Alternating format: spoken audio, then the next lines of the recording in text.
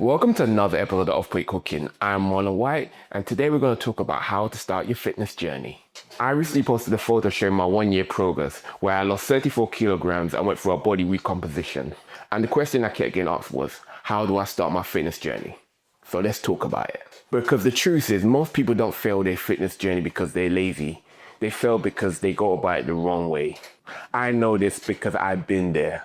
I've lost weight multiple times, and every time I've gained the weight back. So before we can get into how to start your fitness journey, it's important that we understand a few principles that applies to every single diet. The key thing to understand is a calorie deficit. A calorie deficit is when you burn more calories than you consume. This can be done in one of two ways. The first one, consuming less calories and increasing your activity. The second one, a combination of both. Every single diet works because of this principle. So once you understand that, everything becomes much more simpler. So the first step in starting your fitness journey is stop overcomplicating things. People, when they start their journey, often overcomplicate things. They think that they need a perfect diet, a perfect workout plan, and all the supplements in the world. The truth is, you don't need none of these things. So the first practical step you need to take is working out your calorie maintenance. You can do this online for free by using an online calorie calculator. All you need to do is enter your age, your gender, your height, your weight, and your activity level. The calorie calculator will give you an estimate of how many calories you need to consume to maintain your weight, and it will also give you an estimate of how many calories you need to consume to lose weight. From here, all you need to do is choose how much of a deficit you need to be in. I recommend that you start small and adjust as you go along. So the next step is choosing a diet that you can actually stick to. So for me, it was the keto diet.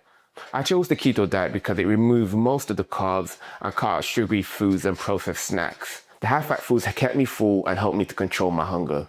I also like the fact that it stabilized my blood sugar because I used to consume a lot of sugar. The main thing I liked about keto is that I didn't have to strictly calorie count. Because the foods are so filling, I naturally ate less.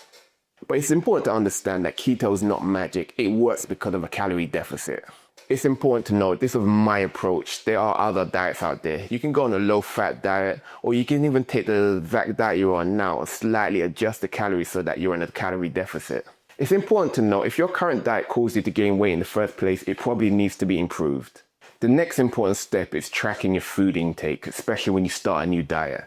You can use apps like Carb Manager if you're on a keto or on a low carb diet to track how many carbs you're consuming. Or you can use MyFitnessPal to track how many calories you're consuming. All you need to do is enter in the meals that you're consuming that particular day. You can even use a smart scale to weigh out your food and track your calories more accurately. Next important step is prioritizing protein. Protein is very important because it keeps you full, helps you maintain muscle. So my personal protein target is 1 gram of protein per pound of body weight. The next step is training. I recommend training 3 to 4 times per week and focusing on full body workouts and adding in some cardio as you go along.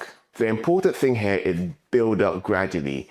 Do not try to do too much too soon. The next thing I recommend is incorporating some daily walks.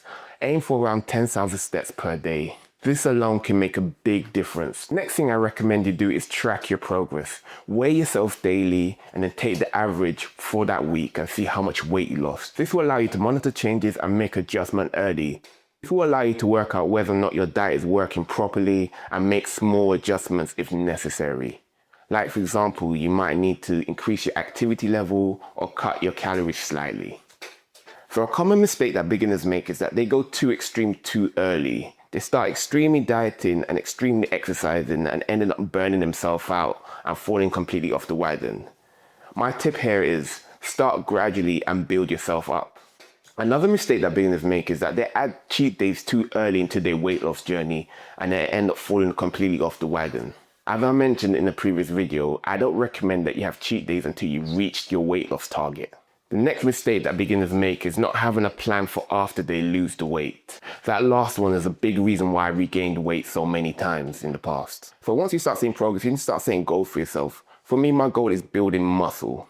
So for you, your goal could be fat loss, fitness, performance. It doesn't really matter as long as you have a goal for after you reached your target. So the biggest thing I learned on my weight loss journey is that consistency beats perfection.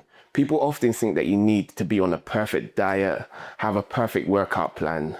But the truth is you don't need any of these things. All you need to do is start and improve over time. If you're just starting your fitness journey, I recommend you keep things simple. And if you want to follow mine as I go from losing 34 kilograms to building muscle, make sure you subscribe. Bye.